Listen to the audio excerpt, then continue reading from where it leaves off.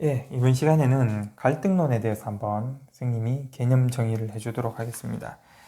선생님이 지난 시간에 설명하려다가 말았는데, 갈등론에 대해서 일단 이해를 하려면 이 사람에 대해서 알고 있어야 됩니다. 갈등론자 하면 떠오르는 게 마르크스 또는 막스, 뭐 여러 가지로 칼막스 이렇게 표현하죠. 이 마르크스라는 사람은 언제 태어났냐니까 외우기가 쉽죠. 1818. 욕이 아닙니다. 실제 이 사람이 태어난 연도입니다. 19세기 초에 태어났기 때문에 이때가 언제냐? 초기 자본주의 사회입니다. 초기 자본주의 사회에서는요, 여러분들, 굉장히 사회가 개판이었어요. 어떻게 개판이었냐? 빈부격차가 굉장히 심했습니다. 그리고 자본가가 노동자들을 학대하고 착취하는 사회였어요. 그러니까 개인 인권이 침해되었겠죠. 노동자들의 인권이 침해당하는 현실을 마르크스는 보고 성장했던 겁니다. 특히 이때 노동자들의 평균 수명이 30대였다라는 것만 봐도 평균 수명이 굉장히 짧았죠. 선생님보다 더 어린 나이에 많은 노동자들이 죽었습니다. 너무 어린 나이 때부터 혹독한 노동에 시달리다 보니까 이 사람들이 오래 살지를 못했어요. 뭐 어쨌든 마르크스는 그래서 어떻게 했냐 하니까 노동자 혁명을 일으켜야 된다 이렇게 얘기했습니다. 노동자들이 혁명을 일으켜야 된다. 그래서 결과가 무엇이냐? 자본주의를 무너뜨리고 사회주의 세상을 만들어야 된다. 사회주의 국가를 건설하면 된다. 그리고 이 자본주의에서 사회주의로 넘어가는 이 일련의 과정은 지극히 자연스러운 과정이다. 이렇게 얘기했습니다. 마르크스는 자기 생에 뭐라고 얘기했냐니까 조만간 전 세계는 사회주의화 될 것이다. 왜? 노동자들이 이렇게 자본가에 의해서 자본가가 미안합니다. 손목이 안 좋아서 자꾸 글씨가 깨집니다. 자본가가 노동자를 억압하는 이러한 시스템은 잘못되었기 때문에 노동자들이 혁명을 일으켜서 얘들을 갈아엎는다 이렇게 얘기했습니다. 지극히 자연스럽다라고 봤죠. 왜? 계속 밟히기만 하진 않을 거잖아요. 저항한다 이 말입니다. 이걸 왜 저항이라고 하죠? 마르크스가 죽고 난 다음에 이런 세상이 꼭 올 거라고 마르크스는 예언을 했는데 예언이 틀렸죠. 예. 오늘날 사회주의 국가는 몇 나라가 안 남아 있습니다. 왜 그러냐? 자본주의가 변신을 했죠. 수정 자본주의, 복지 자본주의로 변했기 때문에 그렇습니다. 그건 좀 뒤에 뒷단원에가 설명하도록 하고요. 어쨌건 간에 노동자들이 저항해서 자본가들을 타도하겠다 이렇게 했습니다. 근데 여러분들 생각해보면 그렇죠. 이 저항이라는 것 자체가 사람들에게 많은 반발을 불러오겠죠. 자본가들은 가만히 있겠습니까? 가만히 안 있겠죠. 서로 싸우게 된다 이 말입니다. 서로 싸우다 보면 뭐가 발생합니까? 갈등이라는 것이 발생하게 됩니다. 근데 이 갈등이 어떤 겁니까? 여러분들 2학년 때 배웠겠지만 좋은 겁니까? 나쁜 겁니까? 물론 우리는 갈등이 나쁜 거라고 배우고 알고 있죠. 하지만 이 갈등론에서만큼은 이 갈등은 베리굿입니다. 베리굿이죠. 그렇기 때문에 갈등이 나쁜 게 아니에요. 왜? 선생님이 한번 적어볼까요? 잘못된 것을 바로 잡는 과정이다. 잘못된 거 바로 잡는 건 나쁜 게 아니죠. 즉,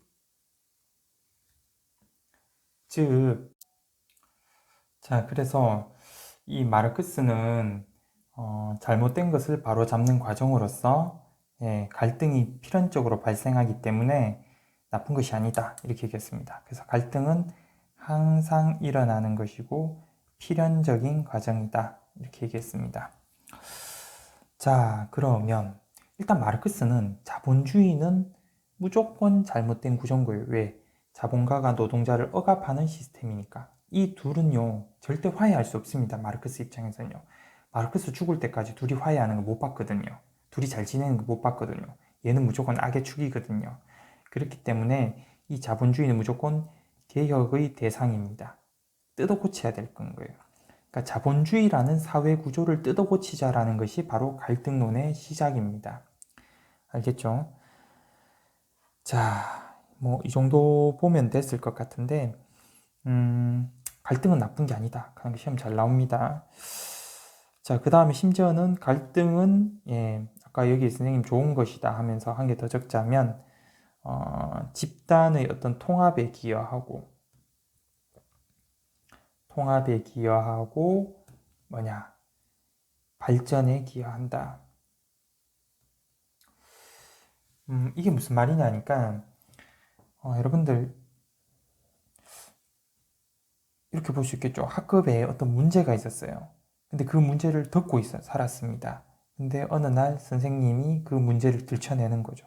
그 문제를 들춰냄으로 인해서 여러분과 담임 선생님 간에는 갈등이 있을 수 있지만 그 갈등이 잘못된 것을 바로잡는 과정이었기 때문에 그 과정이 끝나고 나면 어떻습니까? 여러분 반은 하나로 더 뭉치게 될 것이고 더 발전하게 되는 계기가 되는 거다. 이렇게 볼 수 있는 거죠. 예, 맞습니다. 자, 그렇게 봤을 때 한 개만 더 중요한 얘기 하도록 하고 넘어가겠습니다. 갈등론은 기능론을 비판합니다. 어떤 비판을 하냐니까 결국은 오늘날 사회에서도 어떻단 말입니까? 이 사회 구조는 지배계급이 만든 사회다. 지배계급의 사회다. 아까 우리가 기능론에서 얘기할 때 이 사회 구조를 떠받치고 있는 다양한 기능들이라는 것이 있다고 했죠. 정치, 경제, 사회, 문화, 법, 교육 전부 다입니다. 이것들을 누가 만들었단 말입니까?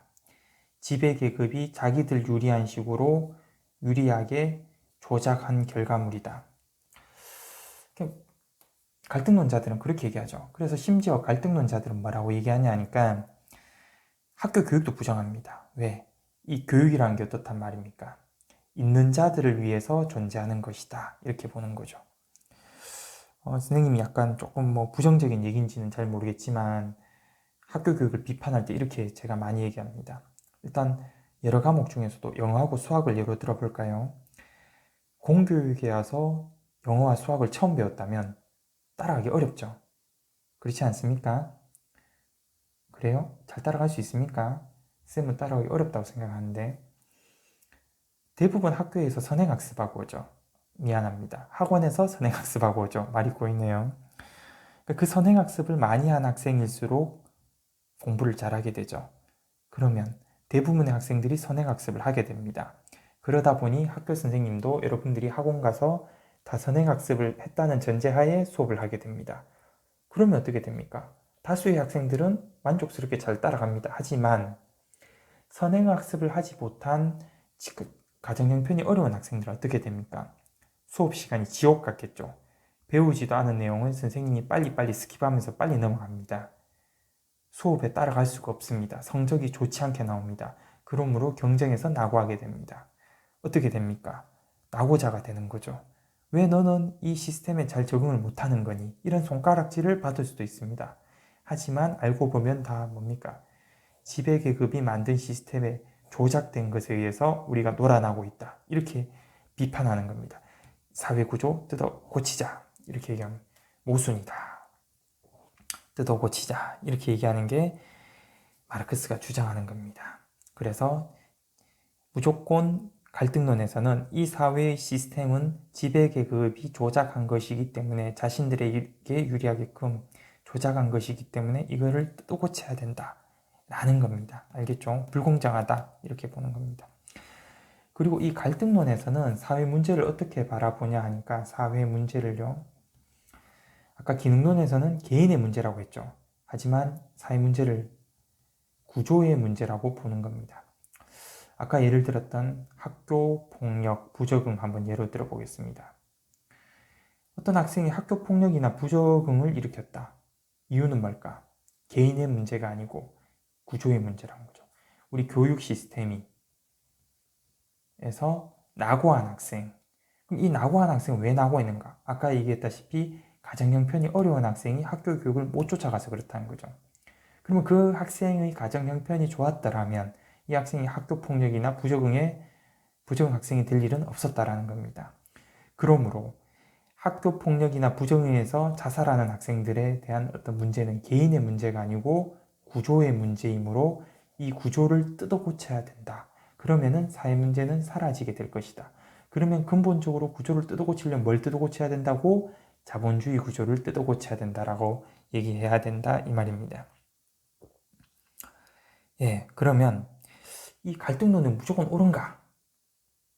무조건 옳습니까?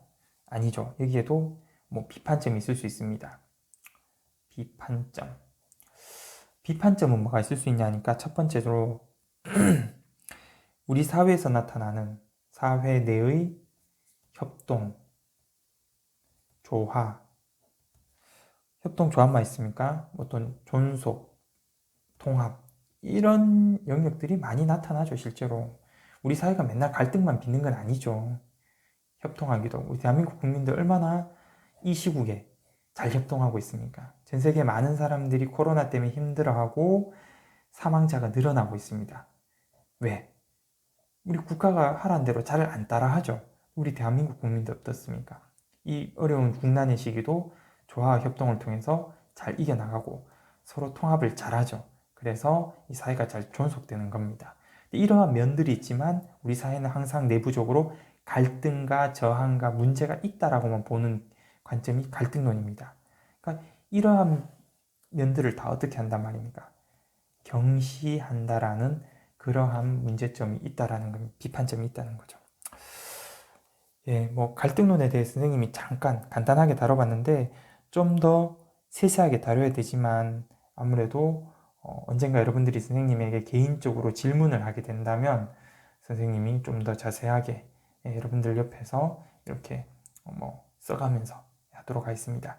지금 이렇게 설명하는 것은 일종의 여러분들에게 개인 가외하듯이 선생님이 설명하고 있습니다.